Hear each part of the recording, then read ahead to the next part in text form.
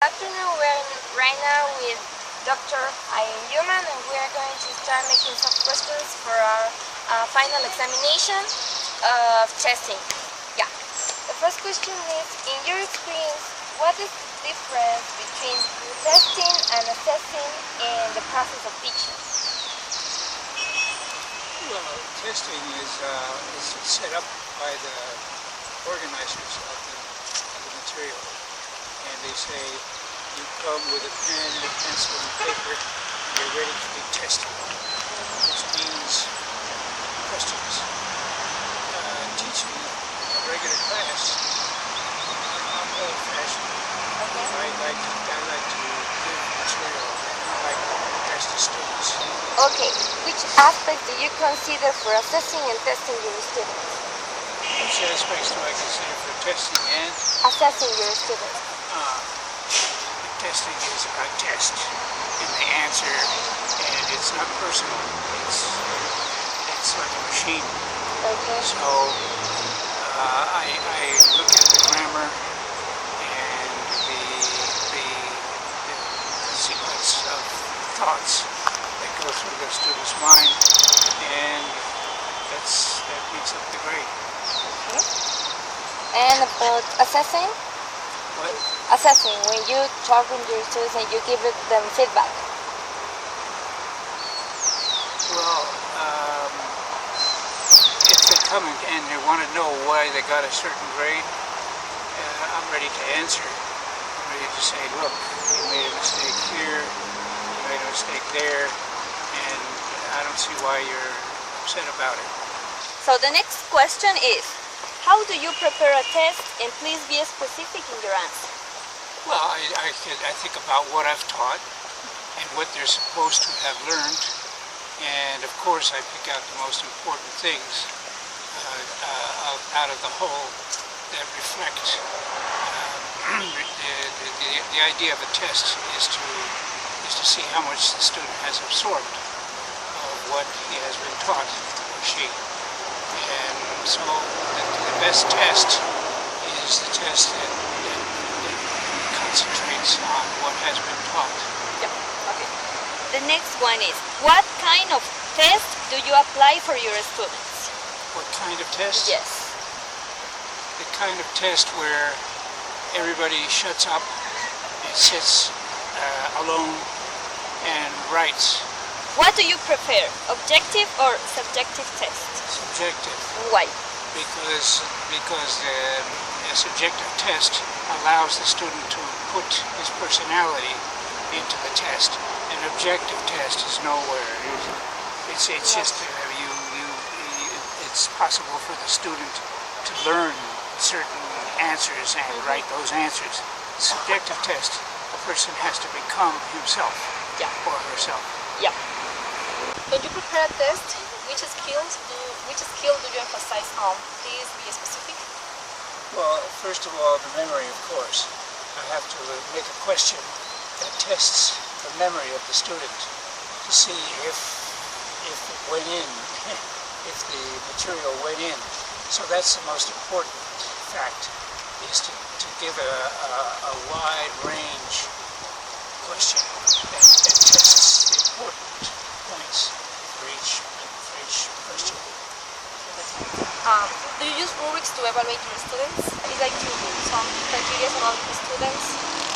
Is, for example, when you are taking an oral examination, you need to evaluate how the students speak and how about vocabulary or. Yeah, well, that's all more or less included in the test. Like if the student doesn't understand the question, normally I try to make the question universal so that he will understand it, or she. But if the student doesn't understand, well, that's usually the student's fault. What is your opinion about pop quizzes? I've never given a pop quiz, and I never will, because it takes away from the class time. The class time for me is important because it's time for the teacher to transmit what he knows and what he thinks about to the students, and to test that during the time it's supposed to be for learning, it's for me, it's nowhere. I've never given a difficult quiz. Now we are going to talk about Dr. Yuma. We already know that he accepted that he is an old-fashioned teacher, so we are going to point out a lot of things about really that. And also about teaching and assessing, he wasn't so clear about the terms. He was asking us, he had to ask it before, and he accepted that he has different ways of learning than nowadays people. He's already retired, so for the reason it's reasonable that he has changed. The aspects that he considers evaluating are a few ones. He just has memory and things like that. Yeah, and that's right, because as he accepted that he's an old-fashioned teacher, the way he evaluated the students, for example, he said that he wanted the students to be quiet at the moment of the exam or the test, they only write according to what they know. But it is important because he evaluates the students according to their knowledge, how they learn so that's important. And he also said that he likes subjective tests, and I think it's a bit contradictory because he says he likes subjective tests, but he evaluates in an old-fashioned way. So I think about skills, he said that the most important thing for him is just memorization. It's not any skill, so it's like a negative fact of the kind of evaluation that he did. Yeah, about when he's in an oral examination about rubrics, he doesn't apply any rubric. He said just the most important thing is like if he asks something, he wants the person understand what he said. If the person didn't understand, so that's all. Yeah, it's like a zero. There is no opportunities. Yeah, about pop quizzes, he said he didn't apply pop quizzes, and also he doesn't like that kind of quizzes. Yes. and that's it. Right now we are with Master Kate Newman, and we are going to make the questionnaire now. In your experience, what is the difference between testing and assessing in the process of learning? Well, in testing you need to have a pre-written test that you give to the students, and they have to come as prepared for this test to write answers, and they have to have studied the night before, and so on and so forth. But what's the other one? Assessing. Assessing is different, because assessing is when you are teaching a class, you begin to notice that students have certain problems. So maybe as a group or individually, you try to help them by asking them individually to come to talk to you, or talking to the group and working on the board with problems that the class has. So it's not the same as a test. It's trying to solve the problems that you see that the students have. Okay.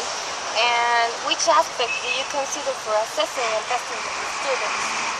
Well, for testing the students, I think we always look at the objectives of the course and the material of the course, and we want to make sure that we are testing in order for the students to achieve the objectives of our course, and also the material that we are trying to transfer. We want to make sure that that material is covered. And for assessing, it is completely different, because it can be something new every time, just problems, as I said, that the students seem to be having, and the teacher has to work with each group individually differently from other groups, because no two groups are the same as far as that goes. The next question is, how do you prepare a test, and please be specific in your answer? Well, if it's a midterm test at the University of Cuenca, it's usually just written. It's going to be a test. Usually I include some vocabulary, some definitions, and also some essay. If it's a final exam, then the testing is not only written, but also oral. They have to come before the tribunal, and they have to show that they know the material orally as well as in a written way. What kind of test do you apply for your students? Usually the kind kind of test where they have to write something in a creative way to show that they not only know the material, but that they can apply it in a different situation. So it's not just a memorization and giving back, but something a little more advanced than that. The last one is, what do you prefer, objective or subjective test? Usually subjective, but there could be objective elements in the test. For example, vocabulary, they have to memorize. So the next question is, could you prepare a test which skill do you emphasize on? If it's a midterm test, I'm definitely thinking about reading and comprehension and writing. But if it's a final exam, I'm considering all four of the skills, reading, writing, listening, and speaking. So it depends what kind of test I'm giving. Do you use rubrics to evaluate your students? I guess all teachers have their standards, their rubrics, and they expect the class to be at a pretty high level depending on what course they're teaching. So I suppose that with beginners you would have rubrics that were a little bit more flexible, with intermediate a little stricter, and for the more advanced students you would expect quite a bit from the students. What is your opinion about pop quizzes? I don't really like them that much. I don't use them that much, but I could consider in a certain case, supposing a teacher has a class and the students are not coming to class and they're not paying attention when they do come and they're a little disruptive. I think sometimes a pop quiz can snap the students into shape, and they can say the teacher might test us at any minute, at any day, and therefore maybe we should pay more attention. That's the only use for that. But if the class is disciplined and working, I don't really see the reason for a pop quiz.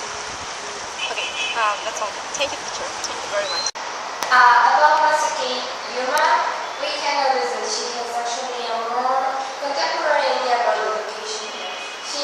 She already knows about the difference between testing and processing in the process of learning, and she likes more like the participation of the students in the class. She's like, I know that she has been working with the other methods in the past, but she has been changing her methods within the past of the time. So I think she has a good methodology because she makes a lot of class participations, she makes the students to speak aloud. She tries to focus in different kind of skills depending on what is needed. And also she likes the student to learn. And exactly that's why she focuses, she makes the test depending on the skills she wants to evaluate the students. So it's really helpful even for the students because when she makes a test, which are usually subjective tests, she tries to see the criteria, the parameters that are going to be evaluated. So then she usually makes a combination or a mixture of the subjective and objective tests, and that's why the students try to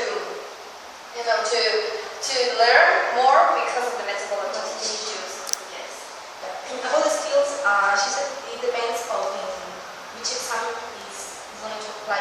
For example, the midterm exam, she used to emphasize in reading communication and writing skills. And for final examination, she used to emphasize on core skills because she said it's important for her to know about